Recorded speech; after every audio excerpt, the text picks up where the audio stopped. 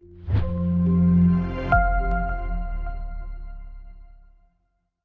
Evening friends. तो आज VMC वाले चैप्टर के अंदर एचएमसी वीएमसी मशीनिंग सेंटर के अंदर हम चैप्टर 7 इसके अंदर हम इंटरपोलेशन के बारे में समझेंगे। इंटरपोलेशन क्या होता है, अभी थोड़ा इंट्रोडक्शन है इसका। डिटेल्स में जब वो आगे जब चलेगा तब पता लगेगा इसका कहाँ का क्या होता है, बट अभी थोड़ा इंटरपोलेशन के बारे में समझो। इसके अंदर अभी इस पार्ट के अंदर हमें क्या क्या मिलेगा, इंटरपोलेशन की परिभाषा क्या है, इंटरपोलेशन का उद्देश्य क्या है, और इंटरपोलेशन के प्रकार कितने हैं, कितने टाइप्स की इंटरपोलेशन होती है उसके बारे में।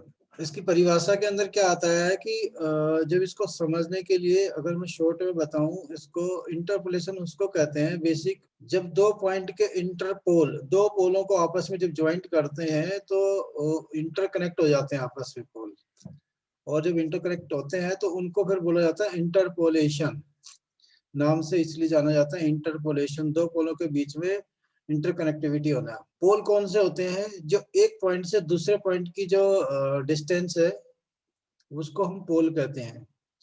स्टार्ट पॉइंट से एंड पॉइंट पे जाने वाले वैल्यू को पोल कहा जाएगा। इसको अगर शॉर्ट में समझना है तो जैसे अभी कभी किसी ने कोई गेम खेला होगा जिसमें आपके डॉट को मैच करने के बाद एक पिक्चर बनती थी, पेपर वगैरह में या बहुत सारी कॉमिक्स वगैरह में पहले आती थी, आजकल तो नहीं है। तो उस चीज से बहुत सारी चीजें क्लियर हो जाती है कि वो जो चीज है, एक पॉइंट से दूसरे पॉइंट को जब जोड़ते चले जाएंगे तो कोई एक पिक्चर सामने आ जाएगी कि ये क्या बना है। ऐसे ही उस पॉइंट को ध्यान में रखते हुए इंटरपोलेशन बोलते हैं सीएनसी भाषा के अंदर। अब इसकी डेफिनेशन को समझाता हूँ कि क्या है, वैसे तो मैंने बता दिया, फिर भी कंटूरिंग टूल पाथ को एग्जीक्यूट करने के लिए इंटरपोलेशन किया जाता है। मतलब जो कंटूर के पाथ है उनको आपस में जोड़ने के लिए इंटरपोलेशन किया जाता है। ये दिए गए कोऑर्डिनेट पोजीशन के बीच इंटरमीडिएट डेटा पॉइंटों की एक सीरीज है का उत्पादन करता है। जब दो पॉइंटों को आपस में जोड़ते हैं तो एक से पॉइंट से जोड़ते जोड़ते एक सीरीज के हिसाब से चलता है, और कंटूर पाथ के साथ एक इंडिविजुअल एक्सिस वेग की गणना करता है। एक पॉइंट से दूसरे, दूसरे से तीसरे, तीसरे से चौथे जो पॉइंट पे जाएगी तो उसकी जो स्पीड है, उसका जो वेग है, उसको भी कैलकुलेट करते हैं। इस इंटरपोलेशन के अंदर कुछ और पैरामीटर्स भी होते हैं। वो कौन कौन से होते हैं, इस पैरामीटर्स के अंदर रेडियस होता है एक पॉइंट से दूसरे पॉइंट को जोड़ने के लिए। सेकंड आता है किसी एक कर्व हो सकता है, कर्व का सेंटर या एंड पॉइंट। थर्ड है रेडियस और सर्किल का सेंटर पॉइंट। फोर्थ है एक रेखा के लिए स्लोप का एंगल, मतलब स्टेट में भी चल सकता है, रेडियस कर्व, रेडियस और सर्किल दोनों का सेंटर पॉइंट, और एक रेखा के लिए एक स्लोप या एंगल में। ये इसके इंटरमीडिएट पॉइंट्स हैं, पैरामीटर्स हैं जो एक इंटरपोलेशन को बनाने का काम है। इंटरपोलेशन के टाइप्स कौन कौन से हैं, सीएनसी मशीनिंग के अंदर इंटरपोलेशन के मेन जो है 5 भागों में वर्गीकृत किया गया है। 5 टाइप के इसमें इंटरपोलेशन बताए गए हैं। पहला जो इंटरपोलेशन आता है उसको बोलते हैं लीनियर इंटरपोलेशन। लीनियर का मतलब जो नाम से ही जाना जाता है, दो लाइन पॉइंटों को जोड़ के एक लाइन बनाई जाए, उसको लीनियर इंटरपोलेशन बोलते हैं। Circular interpolation, circular interpolation basic होता है क्या है कि एक सर्किल के हिसाब से बनाया जाए, उसको सर्कल इंटरपोलेशन बोलते हैं, सर्कल, कर्व, आर्क वगैरह में। थर्ड पॉइंट है हेलिकल इंटरपोलेशन। हेलिकल इंटरपोलेशन आपका सर्कुलर की तरह ही होता है, बट इसमें थर्ड एक्सिस ओवरहेड हो जाती है जो इसको हेलिकल बनाती है। पैराबोलिक इंटरपोलेशन, पैराबोलिक ये शेप से ही जाना जाता है कि इलिप्स टाइप का इंटरपोलेशन बनता है। फिफ्थ है इसमें क्यूबिक इंटरपोलेशन। क्यूबिक इंटरपोलेशन तीनों एक्सिस को किसी एक प्लेन के या कोई ऐसी शेप बनाई जाती है, डोम टाइप का या कैविटी टाइप का, जिसमें तीनों एक्सिस एट ए टाइम काम करती हैं इसमें।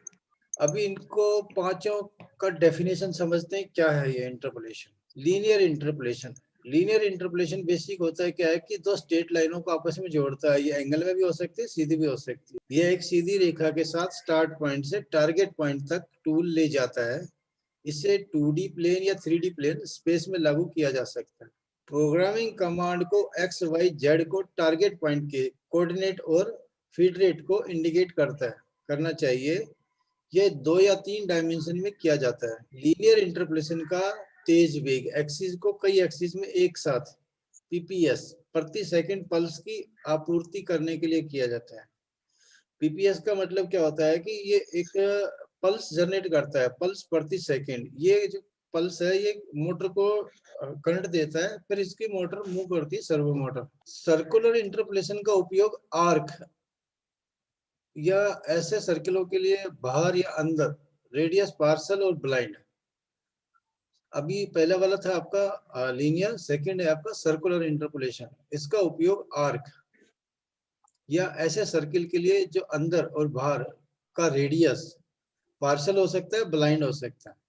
लीनियर पॉकेट हो सकती है, गोलाकार, स्फेरिकल या कोनिकल आकार, या रेडियल में recesses, clearance, float, corner break, helical cutting, यहाँ तक कि बड़े काउंटर बोर आदि के लिए किया जाता है। यूनिट एक परिभाषित आर्क को बहुत हाई प्रिसीजन के साथ इंटरपोलेट करेगी यदि प्रोग्राम में आवश्यक जानकारी दी गई है। इस इंटरपोलेशन के अंदर बेसिक क्या होता है कि आप अगर समझोगे तो इसको, ये एक क्वाड्रेंट होता है, इस क्वाड्रेंट के 4 हिस्से करके 4 हिस्से में से किसी में भी कर सकते हैं, लेकिन इनकी सबकी डेफिनेशन अलग अलग है, किस में कैसे बनाया जाता है और क्या चीज लगती है। अभी ये कैसे बनता है इसका जब कोड आएगा तब समझ में आएगा, बट अब इतना समझें कि हम ये सर्कुलेशन इंटरपोलेशन होता है। अब इसमें radius, circle, quadrant point, centre और डायमीटर, ये 3-4 चीजें इसमें लगती है बनाने के लिए। सर्कुलर इंटरपोलेशन, इसे 3 प्रमुख प्लेन में सर्कुलर रेडियस को काटने के लिए प्रोग्राम किया जाता है। बेसिक इसको 3D में बनाया जाता है, 3 डायमेंशन के साथ भी, 3 प्लेन के ऊपर। ये 3 प्लेन कौन से हो सकते हैं? XY, YZ और ZX। इसमें उसके साथ दिया जाता है इसमें डायरेक्शन, इसकी टारगेट पोजीशन जहां पे इसको पहुंचना है, और उसका रेडियस और कटिंग प्लेन। फीड रेट निर्दिष्ट किए जाने चाहिए। सर्कुलर इंटरपोलेशन के लिए पैरामीटर है जो मिनिमम इसके लिए रिक्वायरमेंट होती है। अब अगर इसको समझे, आप लेफ्ट हैंड को जो इनिशियल कंडीशन दिया हुआ है इसको समझे JIX और Y। इसका जो आर्क है, इस आर्क का अगर सेंटर पॉइंट देखेंगे तो ये आर्क के स्टार्ट पॉइंट से सर्कल पॉइंट का सेंटर, ये X डायरेक्शन में I के द्वारा दर्शाया जाता है और Y डायरेक्शन में J के द्वारा दर्शाया जाता है। अगर इसका ये मोटर का पल्सिंग अगर समझेंगे, पल्स रेट अगर समझेंगे, तो पल्स रेट क्या करता है, इसका एक डायरेक्शन देता है कि ये प्लस या माइनस में हो सकता है, साथ में दोनों एक्सिस को मिला के ये एक्स एक्सिस मूव कर सकती है, टेपर में भी जा सकती है, रेडियस में भी जा सकती है। इसका लीनियर इंटरपोलेटर बोलते हैं इसको। सर्कुलर इंटरपोलेशन के अंदर एक डेफिनेशन और है। सर्कुलर इंटरपोलेशन में इंटरपोलेटेड पॉइंट निश्चित बिंदुओं की एक जोड़ी के बीच एक विशिष्ट सर्किल पर स्थित होते हैं। जो सर्कुलेटर करना है उसके इंटरपोलेटेड जो पॉइंट है जहां से इसको इंटरपोलेट आपस में जोड़ा जाता है, दो फिक्स पॉइंटों को एक जोड़ी के बीच एक विशिष्ट सर्किल पर स्थित होते हैं। ज्यादातर मामलों में circular interpolation machine tool system में एक क्वाड्रेंट तक सीमित है। जैसे मैंने पहले बताया था, इनपुट डेटा में स्टार्ट पॉइंट और सर्किल के सेंटर पॉइंट के बीच की दूरी शामिल होनी चाहिए। ये इंफॉर्मेशन हमारे पास होगी तो ही हम इसका सर्किल लगा सकते हैं। सर्कुलर इंटरपोलेशन के लिए 2 डिजिटल डिफरेंशियल एनालाइजर DDA की आवश्यकता होती है। DDA इसलिए लगाया जाता है कि जब मूव करता है उस दौरान दोनों मोटर के अंदर जो करंट है वो डिफरेंट हो सकता है, क्योंकि एक एक्सिस स्लो चलेगी, दूसरी एक्सिस फास्ट चलेगी, कोई भी जब आर्क लगाते हैं। सर्कुलर इंटरपोलेशन के फायदे क्या है, इसका क्या क्या लाभ मिलते हैं? सर्कुलर इंटरपोलेशन से हमें सरफेस बेटर मिलती है क्योंकि ये स्मूथ चलता है दोनों एक्सिस के अंदर, बेटर एक्यूरेसी के साथ। मशीनिंग के समय को कम करना, मशीनिंग का समय कम लगता है, कम साइकिल टाइम लगता है इसका, क्योंकि दोनों एक्सिस इसके साइमल्टेनियसली चलती हैं बट स्पीड अलग अलग हो जाती है। काम करने की लागत कम होती है इस पर्टिकुलर इंस्ट्रूमेंट से, DDA से। अब सर्कुलर इंटरपोलेशन के प्रकार, इसमें भी 2 प्रकार हैं, 2 टाइप से लगाया जाता है। फर्स्ट है इसमें कोड G02 जो है जिसको हम क्लॉकवाइज डायरेक्शन बोलते हैं।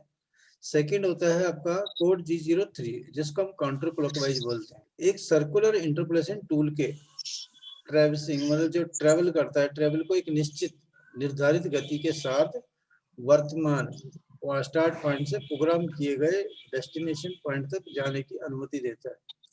अगर इसको सिद्ध भाषा में समझाऊं तो इसके लिए आपका एक जहां पे हमें जाना है उस पॉइंट की वैल्यू, मतलब आर्क के एंड पॉइंट की वैल्यू स्टार्ट पॉइंट से पता होना चाहिए, और उसके साथ हमें टारगेट क्या है उसका, मतलब रेडियस में जाना है, सर्किल में जाना है, या आर्क में जाना है, कर्व में जाना है, वो डेफिनेशन पता होना चाहिए।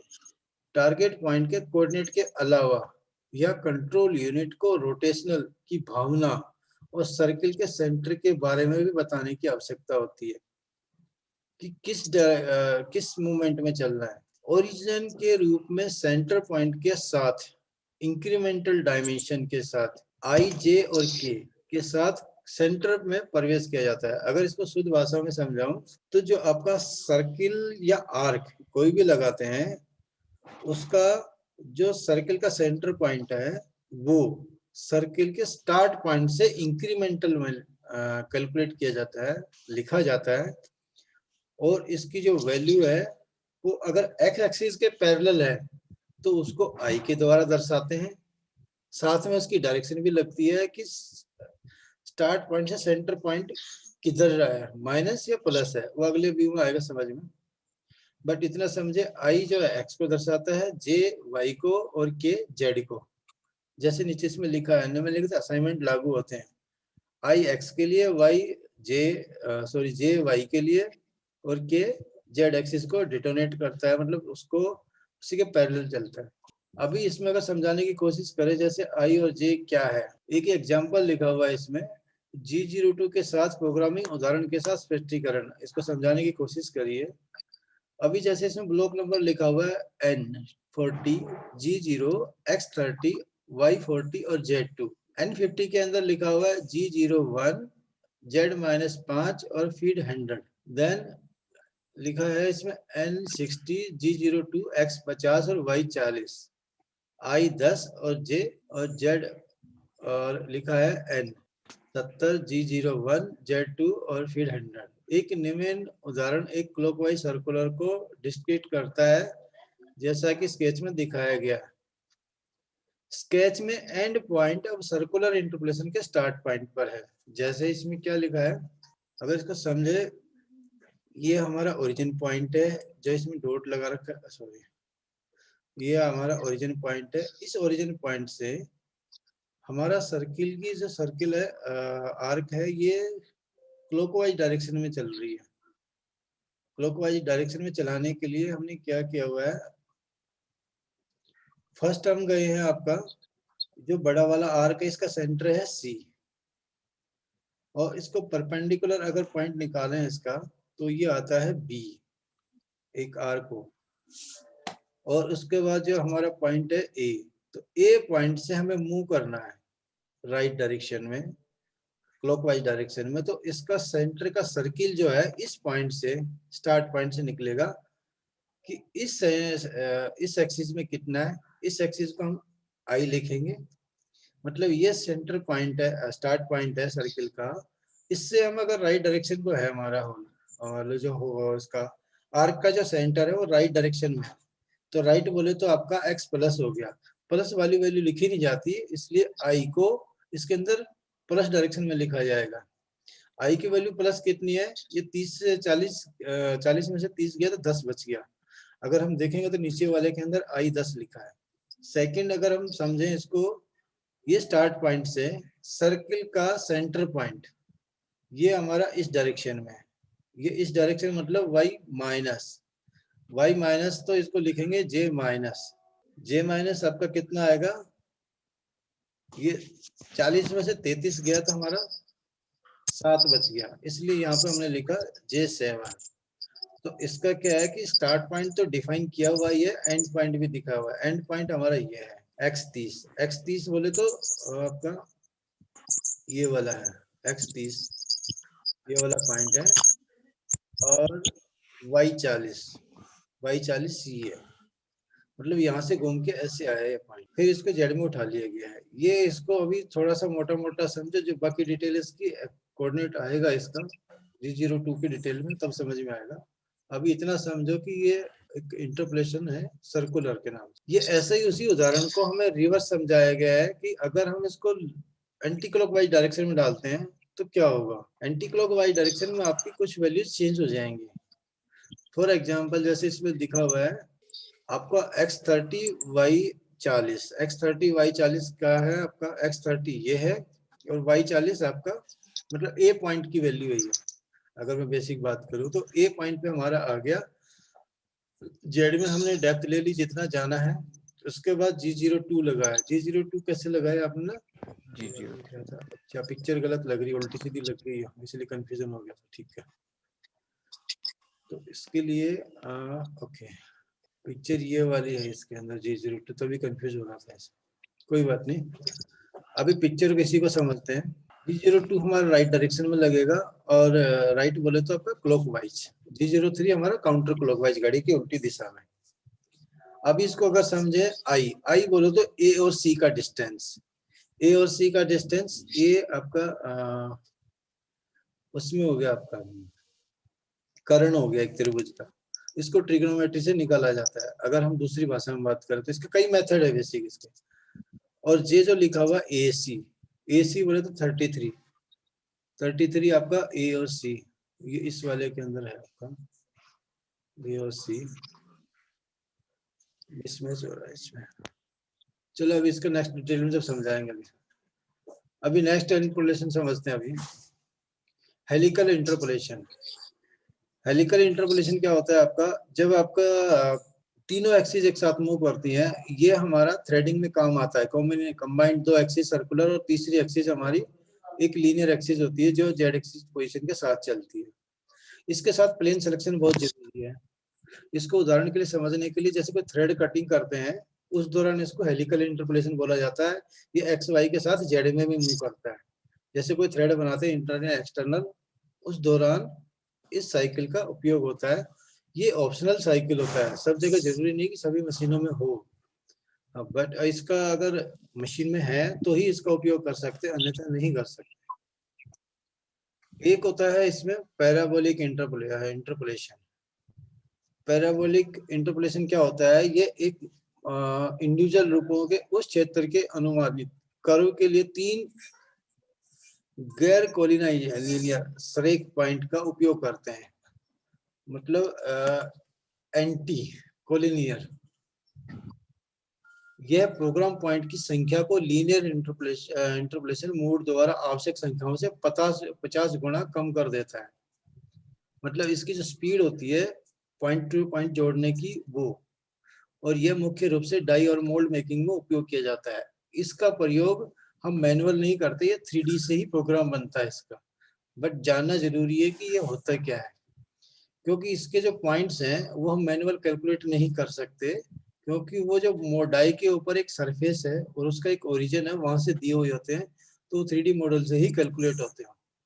क्योंकि उसमें एक पॉइंट नहीं होता, बहुत ज्यादा पॉइंट होते हैं एक पॉइंट से पॉइंट जोड़ने के लिए, तभी वो सरफेस इतनी अच्छी आ पाती है। लास्ट इसके अंदर जो है हमारा क्यूबिक इंटरपोलेशन बोलते हैं इसको। क्यूबिक इंटरपोलेशन होता है क्या है कि बेसिक ये भी आपका 3D से ही बनता है। क्यूबिक इंटरपोलेशन तीसरे क्रम में ज्योमेट्री द्वारा डिफाइन सरफेस को अनुमानित करता है, जिसमें मशीन के जटिल आकार जैसे ऑटोमोबाइल सीट मेटल की डाई पर 3 एक्सिस की गति शामिल होती है, जैसे पिक्चर के अंदर दिखाया गया है। इस तरह का अगर कोई मोल्ड बनाना है तो उस केस में इस इंटरपोलेशन का उपयोग होता है। इसके भी हम पॉइंट्स मैनुअल कैलकुलेट नहीं कर सकते, ये भी आपका 3D मॉडल से ही आपका बनता है। तो ये थे हमारे इंटरपोलेशन के पॉइंट्स। इस चैप्टर, इस अध्याय से संबंधित अगर आपके कोई सवाल, कोई कमेंट्स में लिखना है, अगर कोई है आपका, इसका मैं जवाब देने की कोशिश करूंगा। इसके लिए धन्यवाद। नेक्स्ट चैप्टर के साथ दोबारा मिलते हैं इसमें। धन्यवाद।